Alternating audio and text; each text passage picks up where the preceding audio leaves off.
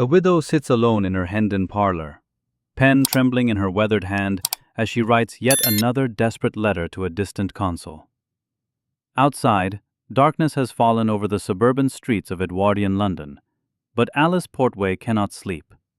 She has not truly slept since that morning in July when her son walked out the door and never returned. The letter she composes tonight is the 107th she has written, each one a fragment of her breaking heart scattered across the globe in search of a boy who has simply ceased to exist. But this story does not begin with his vanishing, nor does it end with her grief. What unfolds is far stranger than a simple tragedy, a mystery that will stretch across decades and continents, touching Parliament itself, before finally revealing an answer that nobody could have anticipated.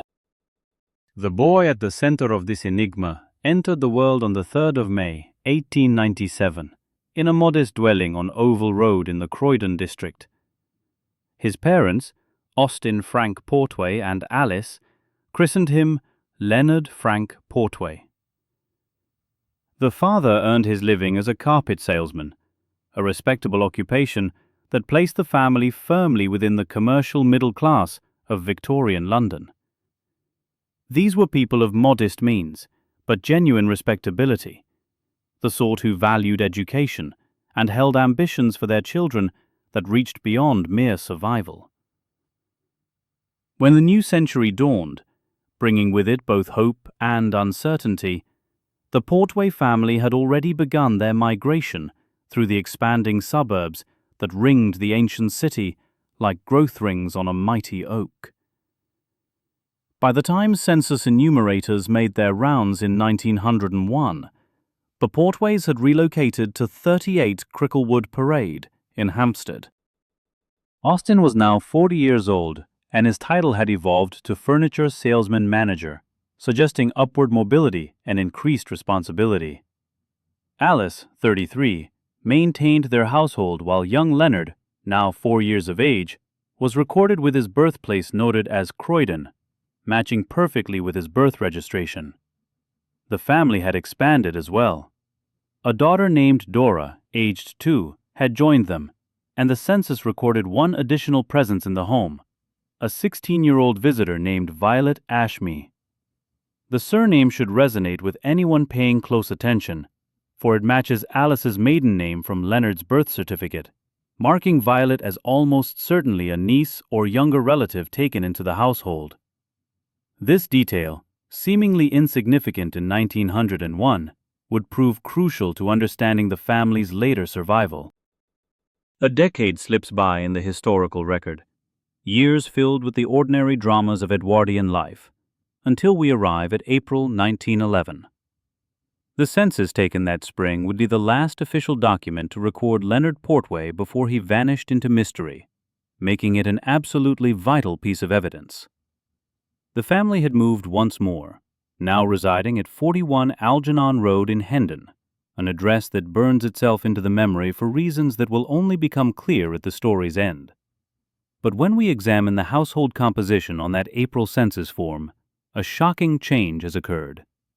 Alice Portway, now 40 years old, is listed as head of household, and beside her name appears a single, devastating word: widow.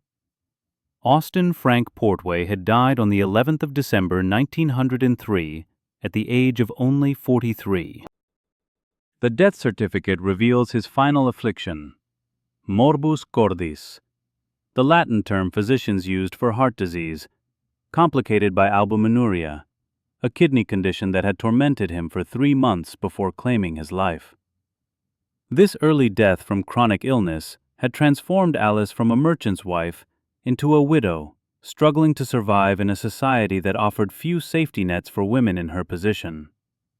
The question that immediately arises is, how did this family manage after losing their primary breadwinner? The same census that recorded Austin's absence provides the answer. Alice had become a tobacconist shopkeeper, running a small retail establishment that sold tobacco products and likely newspapers and sundries as well. This was a common occupation for Edwardian widows, offering a path to independence, but also carrying significant financial precariousness. Leonard, now 14 years old, and Dora, 11, were both listed as scholars, meaning they remained in education rather than being forced into child labor. And Violet Ashme, that young visitor from a decade earlier, remained with them, now 26 and no longer a guest, but listed as an assistant in the business. The picture that emerges is of a family bound tightly together by loss and necessity, with Alice and her niece working side by side to keep the shop viable while ensuring the children received proper schooling. Just 3 months after census officials recorded this snapshot of their lives, everything fell apart. On the morning of July 6, 1911, 14-year-old Leonard Frank Portway said goodbye to his mother and left their Hendon home, supposedly bound for school. He never arrived. He never came home. He simply vanished as completely as if the earth had opened and swallowed him whole. Later newspaper reports would reconstruct that fateful morning with the kind of agonizing detail that only hindsight provides. Leonard departed the house at approximately 8:30 in the morning, dressed for a summer school day and carrying 4 shillings and 9 pence in his pocket. A modest sum, but enough for a boy to feel independent. Alice would later fixate on one seemingly trivial detail that acquired terrible weight in retrospect. That very morning, her son had asked her to ensure that a pair of his boots received mending from the cobbler. He never returned to wear them. This small domestic request, so ordinary and mundane, became in Alice's memory a kind of talisman, proof that Leonard had intended to come home, that whatever happened was not planned or deliberate. He had made arrangements for the future, however minor, and then that future had been stolen from him. The Metropolitan Police issued their first formal notice about the missing boy, and this document gives us our first detailed physical description of Leonard Frank Portway. According to official police records, he stood 4 feet 10 inches tall, possessed a pale complexion, dark brown hair, and blue eyes.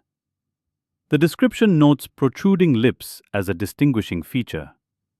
His clothing that morning consisted of a brown Norfolk suit, the popular style of jacket with box pleats and a belt, a blue and yellow striped tie, a white cricket shirt underneath, black stockings, a blue cap, and lace-up boots. The notice concludes with words that capture the mundane horror of the situation perfectly. He left home to go to school. Nothing more, nothing less. And then he was gone. Summer turned to autumn with no word, no sighting, no clue whatsoever to Leonard's whereabouts. By November, Alice's private anguish could no longer be contained. She took her desperation public, appealing directly to the Daily Mirror newspaper, which had built a reputation for championing hopeless causes and reuniting lost souls. The headline that appeared was brutally simple: Widow's Lost Son. The article beneath it breaks the heart even across the gulf of more than a century. Alice wrote to the newspaper in her own words, expressing her knowledge of the Mirror's past successes in cases of every kind of sorrow, and begging for their assistance. But what makes the piece truly devastating is the direct message she includes for Leonard himself, wherever he might be. She tells him how immensely grateful she would be for his return, confesses that the strain has become terrible to bear, reveals that her health is deteriorating under the weight of anxiety. These words carry the assumption that Leonard might somehow see them, might be alive somewhere and capable of reading a newspaper, might choose to come home if only he knew how desperately he was wanted. The article reveals the staggering scope of Alice's search efforts. She had written more than 100 letters to police departments and British consuls around the world. Every institution in London had been contacted. Every workhouse had been searched, for these grim establishments were where destitute children sometimes ended up. Every hospital had been queried in case Leonard lay injured and unidentified in some ward. Alice had personally travelled to Southampton 3 separate times following rumours and reported sightings. But each time, when she finally laid eyes on the boy in question, it was not her son. She recounted that first terrible night when Leonard failed to return, how she had sat awake until dawn, waiting for the sound of his key in the lock. She admitted that many nights since then had been spent lying in darkness, listening for his footstep on the stair, a footstep that never came. What tormented Alice perhaps more than anything was her absolute conviction that Leonard had not meant to leave. The memory of him asking about his boots supported this belief. She insisted vehemently on his good character and clear ambitions. He wanted to become an electrical engineer, she told reporters, not a pirate or anything of that romantic nature.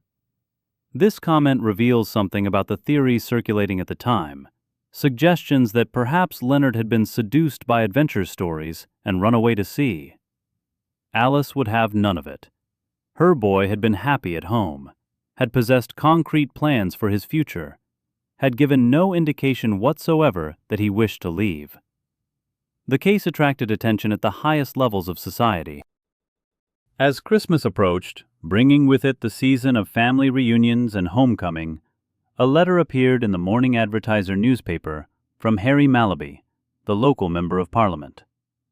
He referenced the long-drawn agony of distracted grief evident in Alice's appeals, and added his own voice to the public campaign, expressing hope that Alice might receive the greatest Christmas gift imaginable, the return of her son.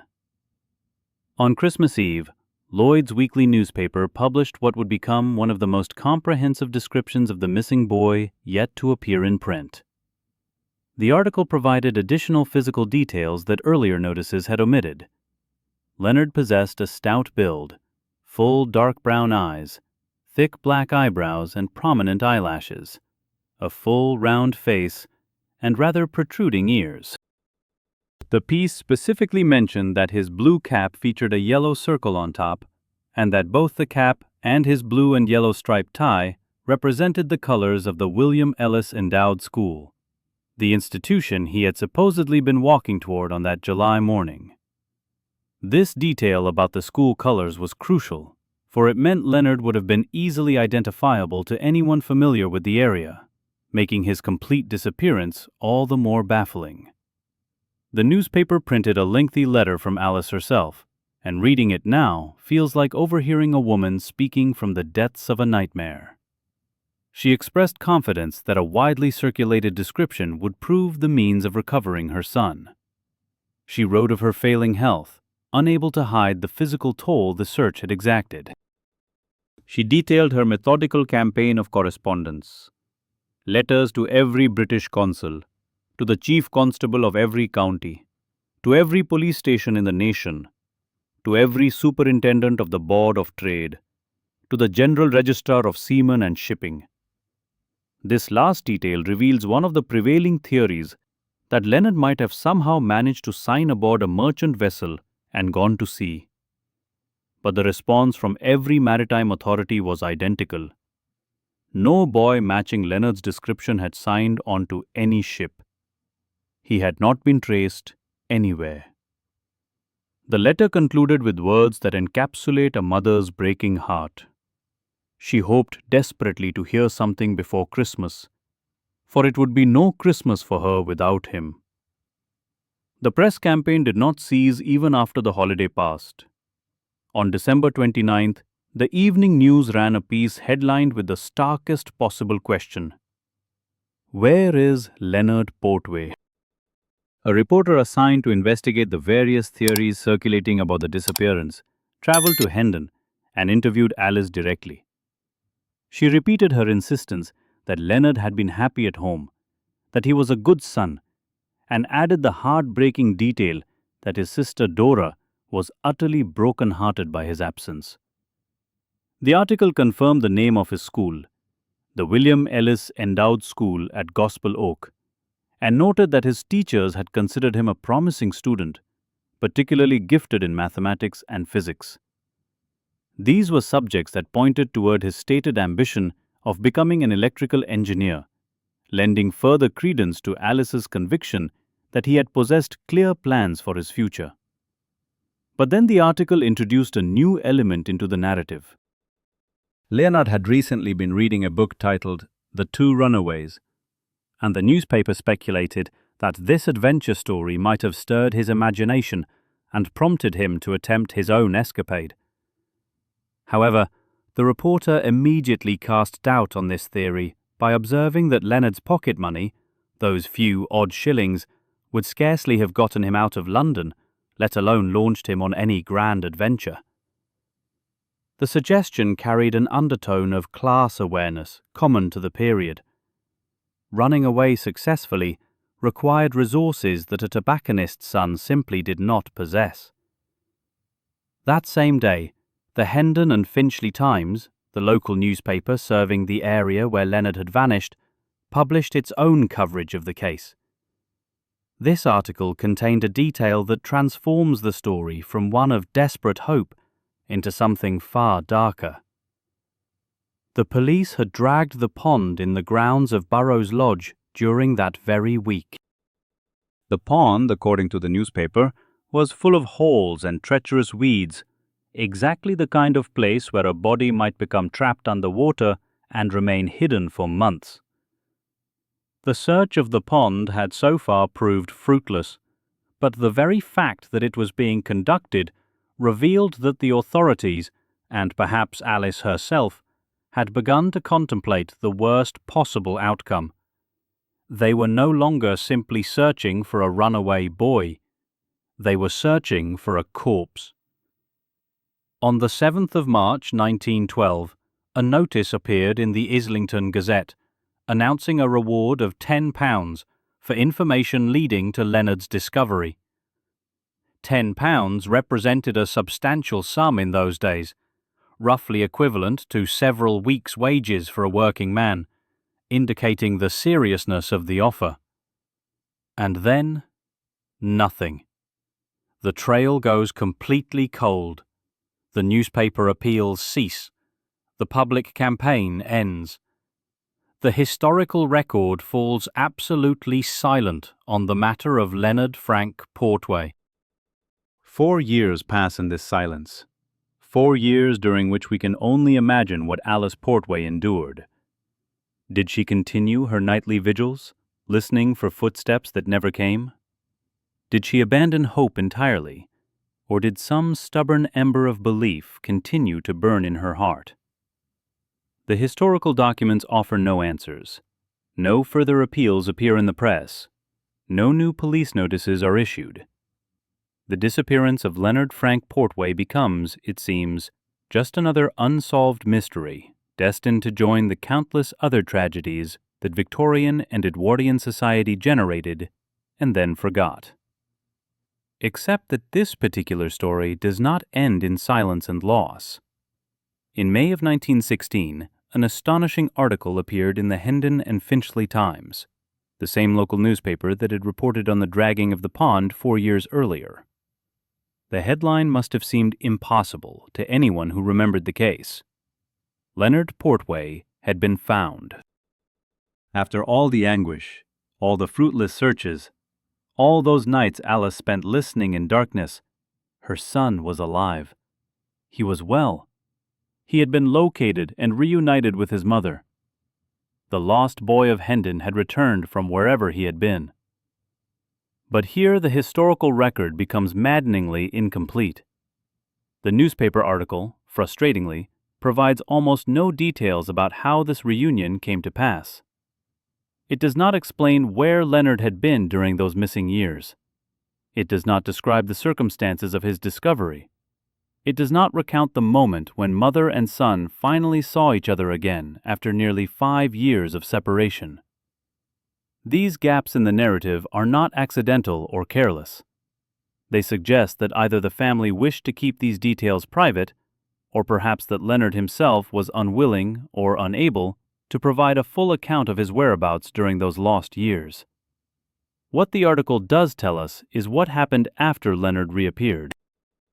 According to the newspaper, Leonard had obtained employment in 1 or 2 different positions following his return, the vague phrasing suggesting, perhaps, that these jobs were temporary or that Leonard was still finding his footing. But then comes the crucial information. For nearly 2 years, he had been serving his king and country in the army. This single sentence allows us to calculate backwards and determine approximately when Leonard must have resurfaced.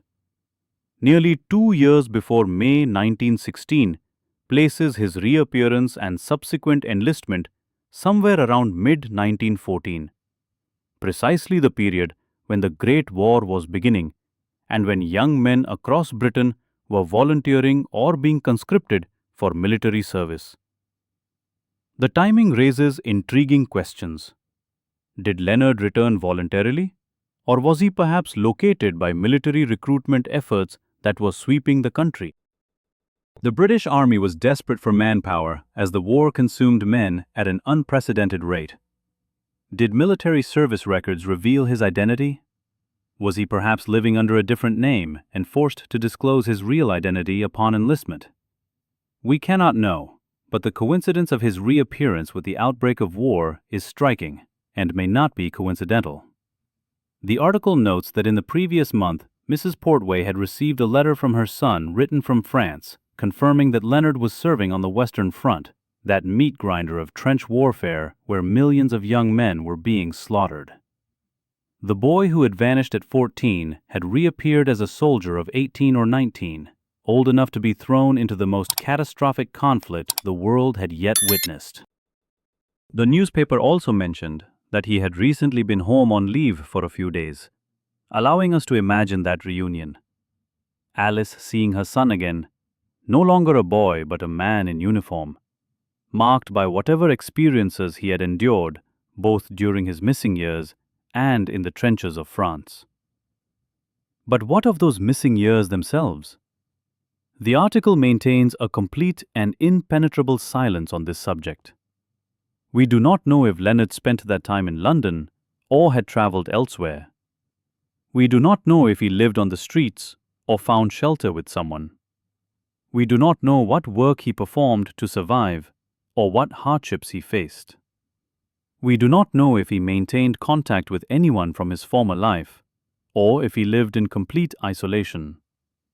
Most tantalizingly, we do not know what motivated his initial disappearance or what circumstances eventually led to his return. Did he leave voluntarily, or was he taken? Was his failure to return home a choice or the result of circumstances beyond his control? These questions hang in the air unanswered, and the documents offer nothing but silence in response. What we do know is that Leonard survived the war. Millions did not. The battlefields of France and Belgium consumed an entire generation of young British men, but Leonard Frank Portway came through.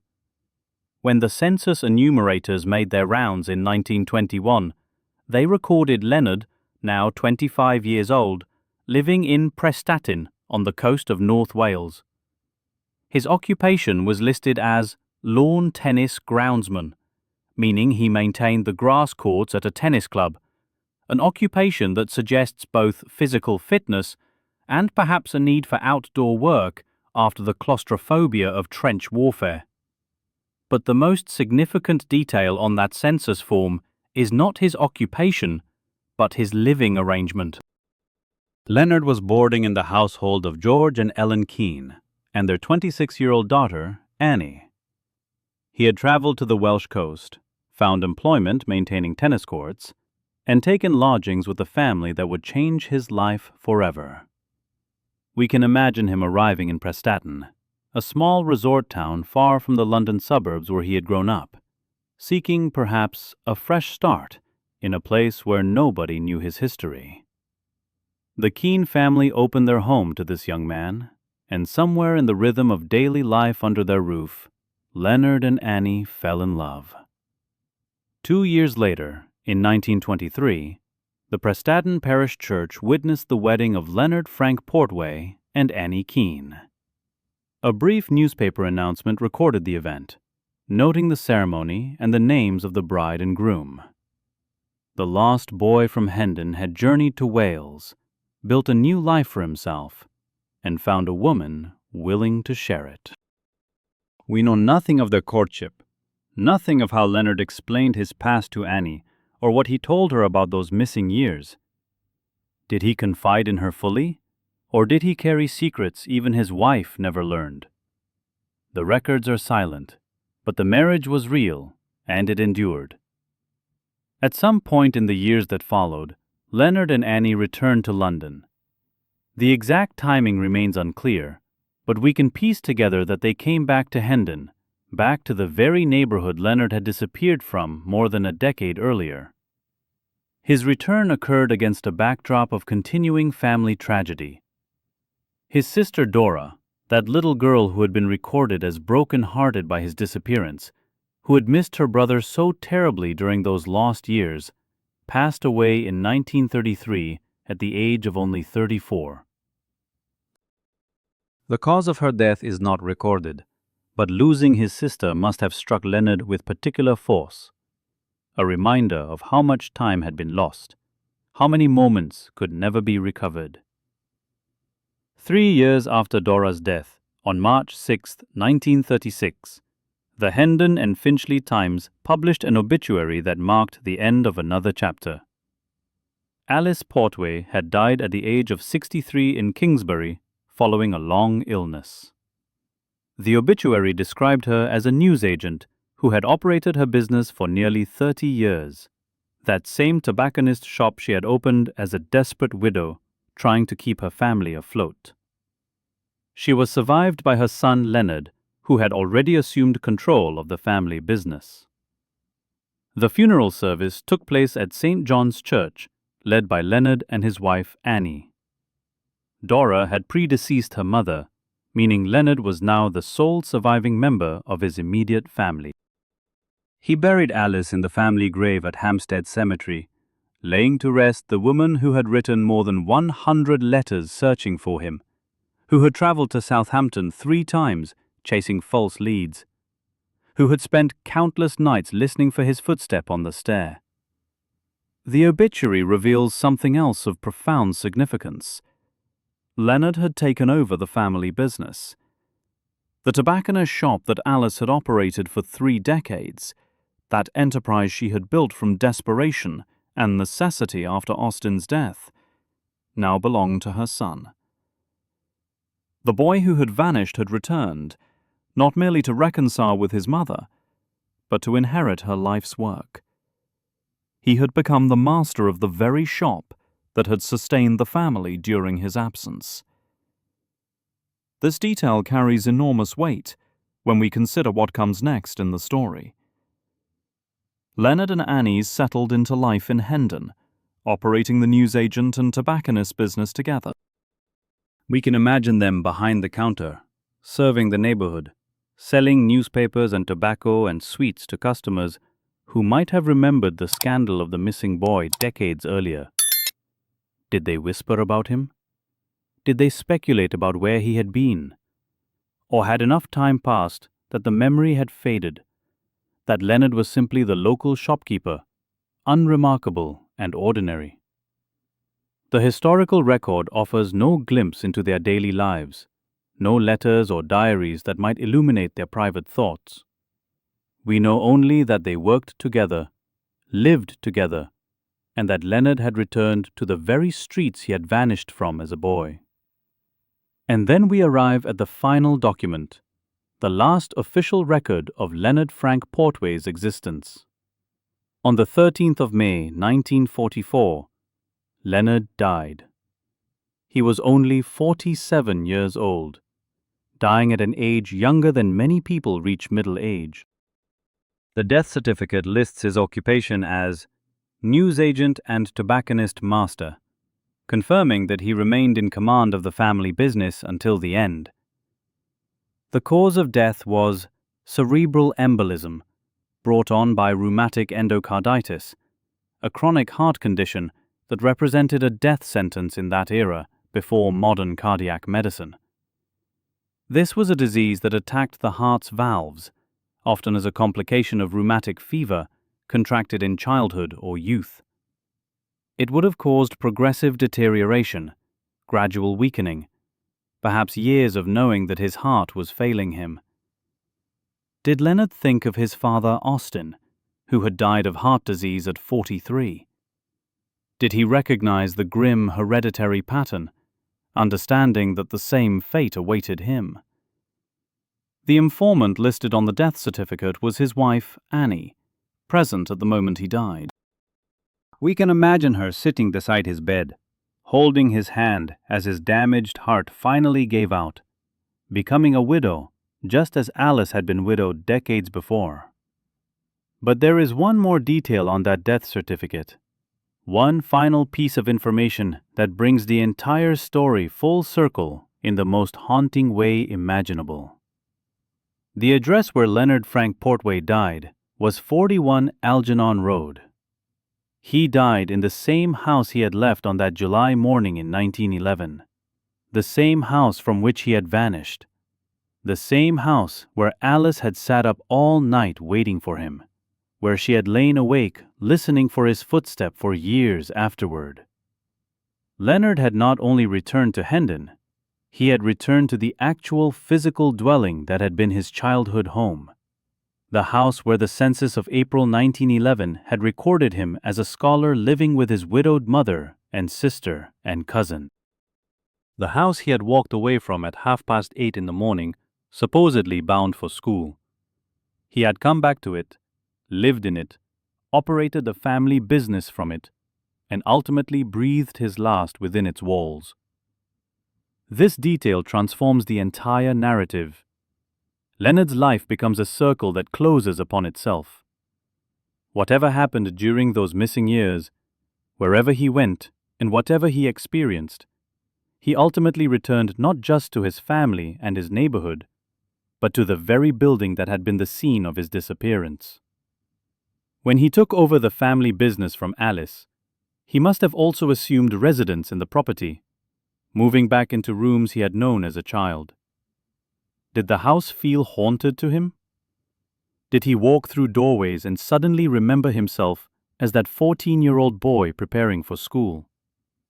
Did certain corners or rooms trigger memories of that final morning when he asked about his boots being mended?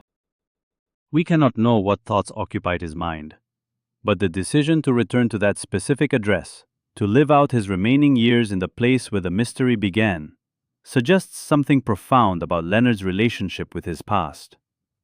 Perhaps returning to 41 Algernon Road represented an attempt at restoration, a way of undoing the rupture his disappearance had caused. Perhaps it was purely practical, a matter of maintaining continuity for the business that had sustained his family. Or perhaps Leonard carried guilt about those lost years, about the suffering he had caused Alice, and living in that house was a form of penance, a daily reminder of what his absence had cost. We can only speculate, but the symbolism is inescapable. The lost boy came home, not just metaphorically, but literally, occupying the same physical space he had abandoned or been taken from decades earlier. When we step back and examine the complete arc of Leonard Frank Portway's life, certain patterns emerge. He was born into a respectable commercial family, ascending through the suburban ranks of late Victorian society. His father died when Leonard was only 6 years old, transforming the family's circumstances and forcing his mother into the precarious independence of widowhood and shopkeeping. He received education at a good school and showed academic promise, particularly in subjects that pointed toward a professional career in electrical engineering. And then, at 14, something happened that removed him completely from this trajectory. For nearly 5 years, he existed outside the documentary record, outside the family structure, outside society itself in some fundamental way. During this period, the First World War began, ultimately claiming the lives of nearly 1 million British servicemen. Leonard reappeared, enlisted in the army, and survived the Western Front, a feat that required not just luck, but considerable resilience. After the war, he traveled to Wales, worked as a groundsman, met and married Annie Keane, and then made the fateful decision to return to London and claim his inheritance, the family shop and the family home. He lived another 20-some years, working alongside his wife, burying his sister and his mother, operating the tobacconist business that had been built on Alice's determination to survive. and then his heart, weakened by chronic disease, killed him at 47 in the same house where the mystery began. This is the factual skeleton of his life, the sequence of events we can verify through official documents. But the living reality of Leonard's experience, the interior landscape of his thoughts and feelings, remains fundamentally unknowable. The central mystery has never been solved. Where did Leonard go between July 1911 and sometime around 1914? The newspaper that announced his return noted the resolution of the disappearance, but provided no details about the missing years. If Leonard ever told his mother, his wife, or anyone else what had happened, that knowledge died with them. The silence is so complete, so absolute, that it suggests deliberate concealment. Someone decided that those years should remain private, should not become part of the public record or family lore. Was that someone Leonard himself? Was there shame attached to wherever he had been or whatever he had done? Or was the experience simply too painful, too traumatic to speak about? Various theories present themselves. Perhaps Leonard did run away, seduced by the adventure stories of the era, despite Alice's insistence to the contrary. Perhaps he intended to return after a few days, but found himself trapped by circumstances, unable to make his way back home.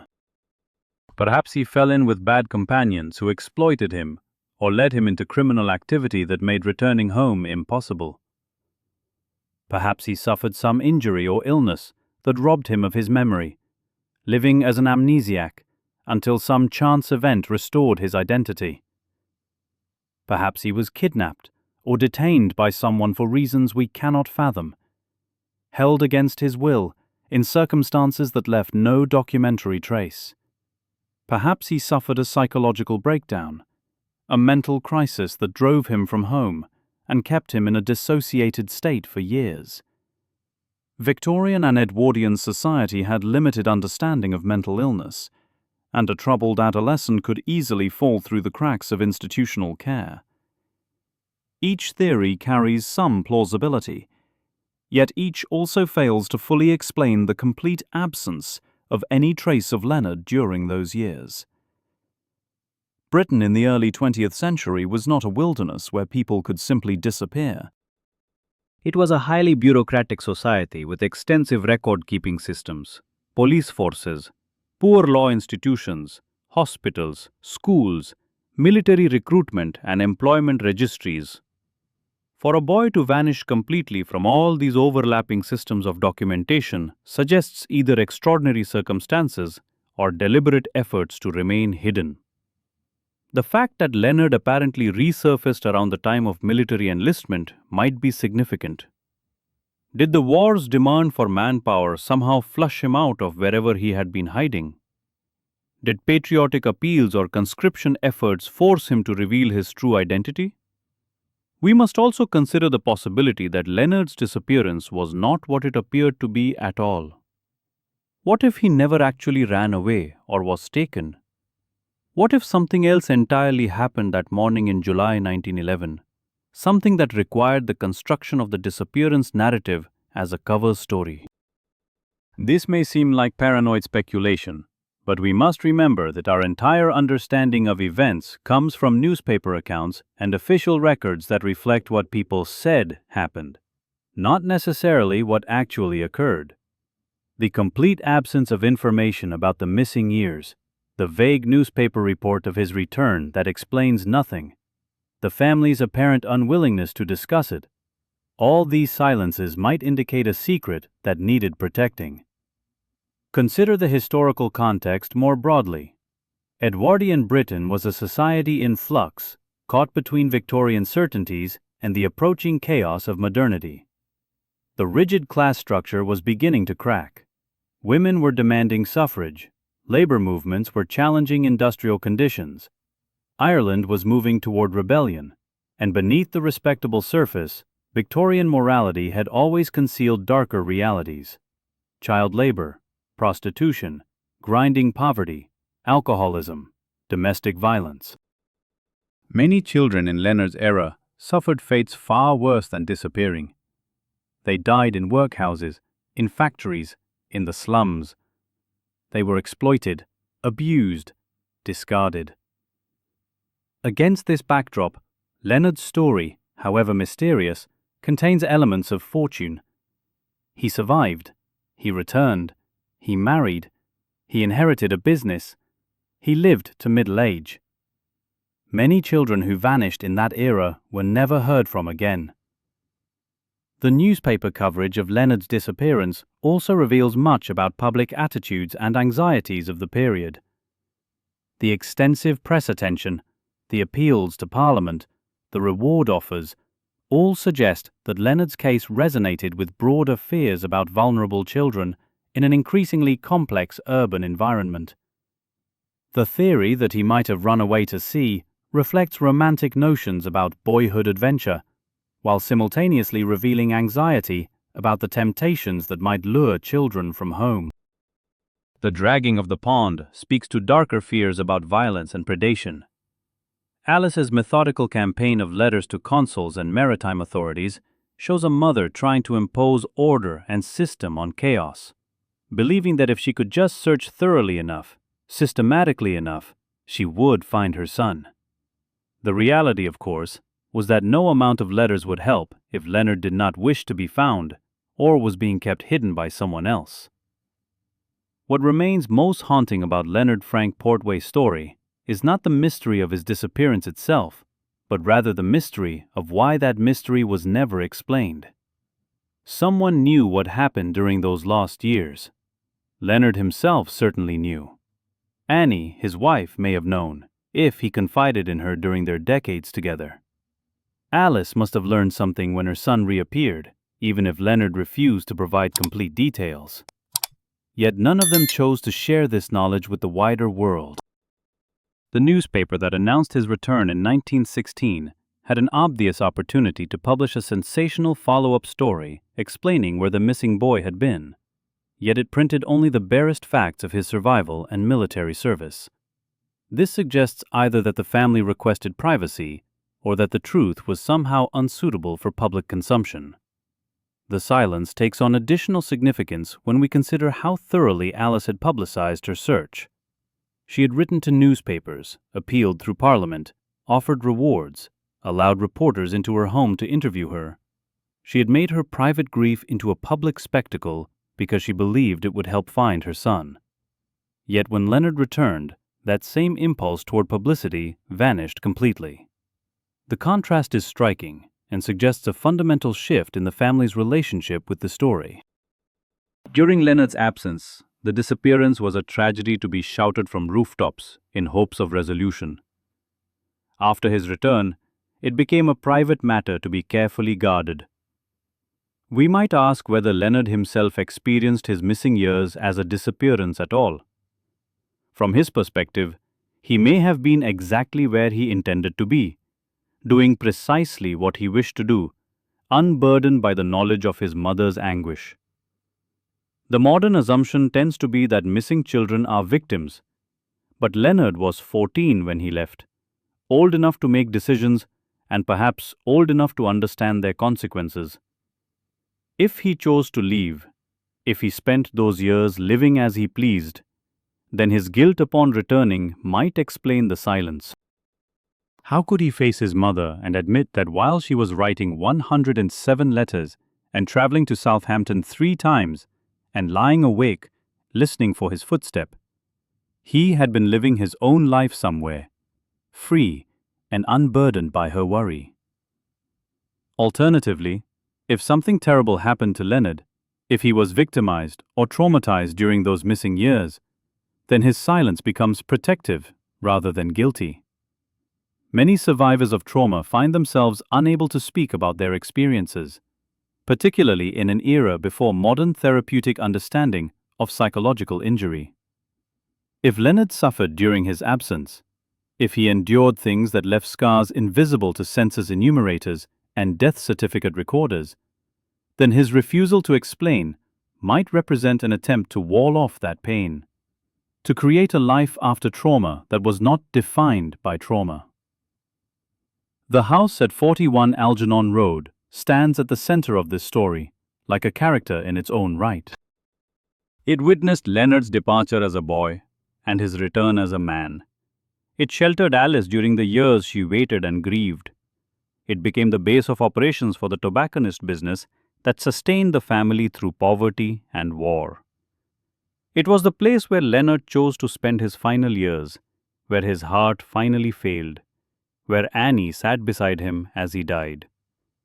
If walls could speak, those walls could solve the mystery entirely. But walls keep their secrets as faithfully as Leonard kept his.